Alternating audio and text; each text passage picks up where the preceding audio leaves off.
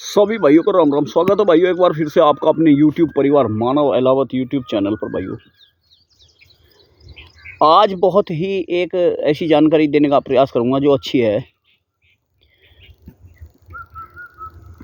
मिट्टी चढ़ाते वक्त किस चीज़ का ध्यान रखें हम।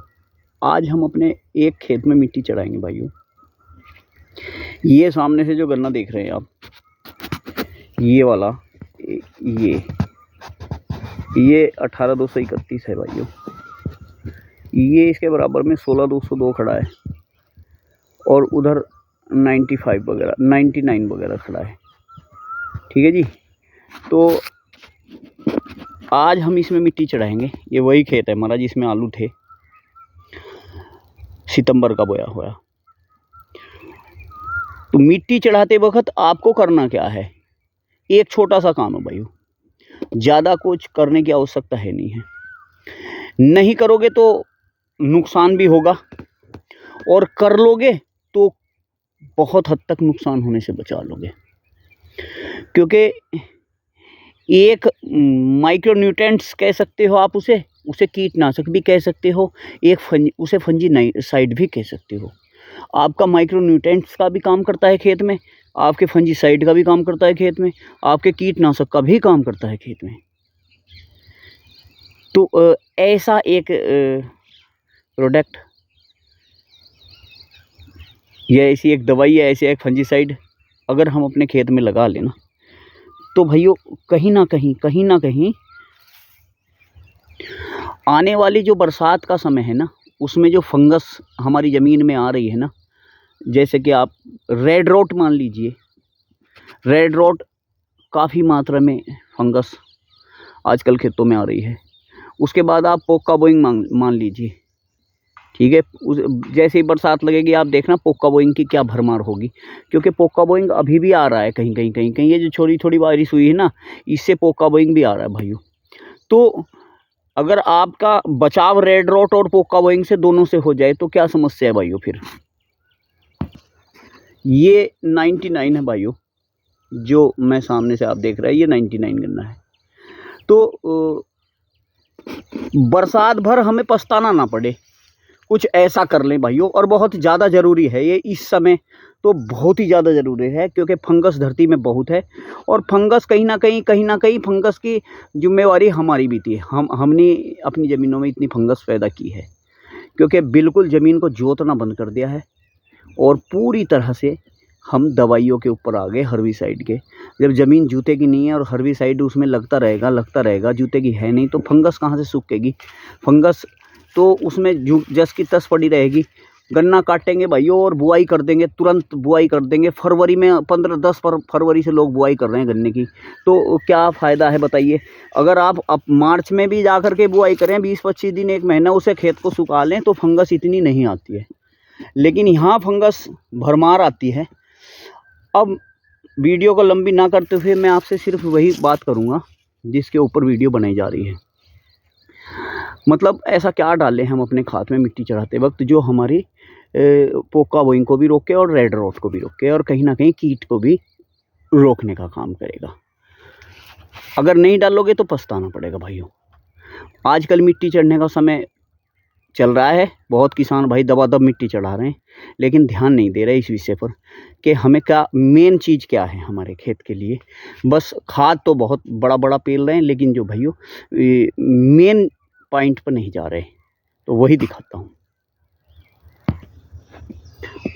अब भाइयों आप क्या ले रहे हैं, क्या नहीं ले रहे, कौन सा खाद नीचे लगा रहे हैं, कौन सा नहीं लगा रहे, वो तो आपकी मर्ज़ी है। लेकिन मैं उसी विषय पर बात करूँगा जिस पर वीडियो बना रहा हूँ। हमने जैसे ये लिया है भाइयों, रामबन जो के नाम से आता है ना, सुपर अल्ट्रा गोल्ड करके, ये हमने लिया है भाइयों। इसमें अपने मिट्टी चढ़ाते समय, क्योंकि इसमें है क्या भाइयों, सल्फर इसमें है भाइयों, मैग्नीशियम इसमें है भाइयों, जिंक इसमें है भाइयों, बोरोन इसमें है भाइयों, और फास्फोरस इसमें है भाइयों, कैल्शियम भी इसके अंदर है भाइयों। ठीक है जी। तो 1 एकड़ के में 2 बोरों की डोज ये है जो हम ले रहे हैं अपने खेत में। आप क्या क्या मिलाएंगे इसके साथ, क्या नहीं मिलाएंगे, वो अलग की चीज़ है, ठीक है जी। लेकिन मैं जो मिलाऊंगा इसमें, मेन जो चीज़ है, मैं उसके ऊपर बात करूँगा। तो किसान भाइयों, हमने अपना पहले तो लिया थोड़ा सा एक, जैसे कि बता दूं आपको, सिंगल सुपर फास्फेट। उसके ऊपर से हमने थोड़ा यूरिया ले लिया भाइयों, लगभग 5 किलो बीघे के हिसाब से हमने यूरिया डाल दिया। बचा हुआ अपना रखा, ये देखिए, ठीक है जी। तो अब मेन पॉइंट जो है ना, जिसके ऊपर वीडियो बन रही है, वो है कॉपर सल्फेट, ठीक है जी। कॉपर सल्फेट आप चाहे तो मार्केट से ले सकते हैं, जैसे कंपनी इसे तैयार करके देती है। अभिमन्यु का आता है, मैंने ले रखा है, नील रतन के नाम से आप देख रहे होंगे, कॉपर सल्फेट है मेरे पास। चाहे तो आप इसे बाज़ार में जाके पंसारी की, जहाँ परचून की दुकान होती है ना, उस पर भी आपको ढेले वाला मिल जाता है, जो डले वाला होता है ना, वो बहुत बढ़िया होता है वो भी। लेकिन उसमें अगर आप उसे लाएं तो चूरा ना ले करके आएँ, वहाँ से आप फिर पूरा ढेला लेके आएँ, जो डला होता है ना उसका, मोटे मोटे वही ले करके, उसे आप पीस करके अपने गन्ने की खेती में लगा सकते हैं। तो सबसे पहले तो मैं इसकी मात्रा बता दूँ आपको। मात्रा इसकी 2 किलो प्रति एकड़ के हिसाब से आप लगाएं, ठीक है जी। ये आपके गन्ने में आपकी फफूंदी को ख़त्म करेगा, आपके गन्ने में कीटनाशक के लिए भी काम करेगा ये पूरी तरह से। किसी भी प्रकार की फफूंदी आप अगर इसे लगाएंगे ना, तो जो आने वाला रोग जैसे पोका बोइंग, उस पर ये बहुत बढ़िया असर रखेगा। पोका बोइंग एकदम से खेत में नहीं आएगा। और आप अगर इसे लगाएंगे तो ज़मीन जो फफूंदी है ना किसी भी तरह की, वो उसे भी ये रोकने में मदद करेगा, उसे नष्ट करेगा, चाहे वो रेड रोट की ही फफूंदी क्यों ना हो, ठीक है जी। तो मेरा मानना है कि इस समय ये मिट्टी जितना चढ़ा रहे हैं आप, उसे ज़रूरी समझ रहे हैं, उससे ज़्यादा ज़रूरी चीज़ है ये। और आपका बहुत ज़्यादा ये है कि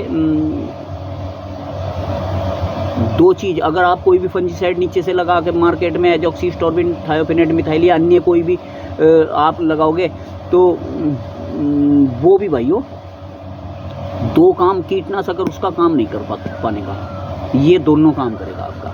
और भी बहुत सारे कामों में, वैसे तो ये स्वास्थ्य वगैरह के उसमें भी आता है, लेकिन हम गन्ना खेती की बात कर रहे हैं, तो गन्ने के लिए ये कैसे काम करता है। तो आपकी फफूंदी, जड़ की फफूंदी, चाहे वो रेड रोट की फफूंदी हो, चाहे आप वो किसी भी तरह की ज़मीन में आने वाली फफूंदी हो, चाहे आपका वो पोका बोइंग वगैरह हो, उसमें भी ये काम करेगा। और कीड़े को भी रोकने का काम ये करता है। 2 किलो एकड़ के हिसाब से इसे ले लिया हमने, ठीक है जी। तो सबसे ज़्यादा ज़रूरी चीज़ है भाइयों, इसे ज़रूर डालिए आप। अगर इसे डालेंगे तो बहुत हद तक अपने गन्ने की फसल में आप जो है इससे सुरक्षा प्रदान कर सकते हैं, ठीक है जी। तो ये है आज की जानकारी भाइयों, बहुत ही बढ़िया ये कॉपर सल्फेट। इसका उपयोग ज़रूर करें अपने गन्ने में, लास्ट में मिट्टी चढ़ाते समय कर लें भाइयों। ये आपको बहुत लाभ देने वाला प्रोडक्ट है भाइयों। कीटनाशक है, फंजीसाइड है, आप कुछ भी कर लीजिए, ये बहुत काम आएगा आपके, ठीक है जी। तो फिर मिलते हैं एक नई वीडियो के साथ, तब तक के लिए राम राम, नमस्कार, धन्यवाद।